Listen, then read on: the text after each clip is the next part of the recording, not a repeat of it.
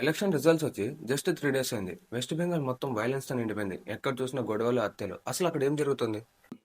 West బెంగాల్లో elections అంటే అవి ఓటు వరకు ఉండవు. స్టేట్ మొత్తం వార్ జోన్ లా మారిపోతుంది. ఆర్జికర్ విక్టిమ్ మదర్ రత్నా డెబ్నాథ్ ఎమ్మెల్యేగా పోటీ చేసి గెలిచారు.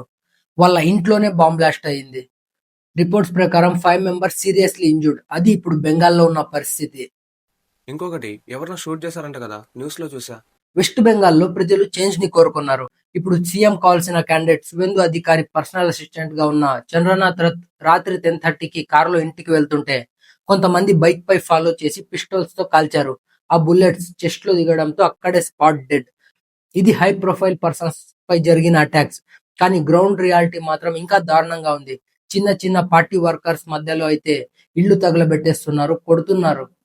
మరి ఆ షూటర్స్ ని అండ్ బాంబ్లాస్ట్ చేసిన క్రిమినల్స్ ని పోలీసులు పట్టుకున్నారా? ఇంకా లేదు, ఇన్వెస్టిగేషన్ జరుగుతోంది. వాళ్ళు యూజ్ చేసిన నంబర్ ప్లేట్స్ అన్ని ఫేక్. దానికోసం స్పెషల్ ఇన్వెస్టిగేషన్ టీమ్ ని ఫామ్ చేసి ఇన్వెస్టిగేషన్ చేస్తున్నారు.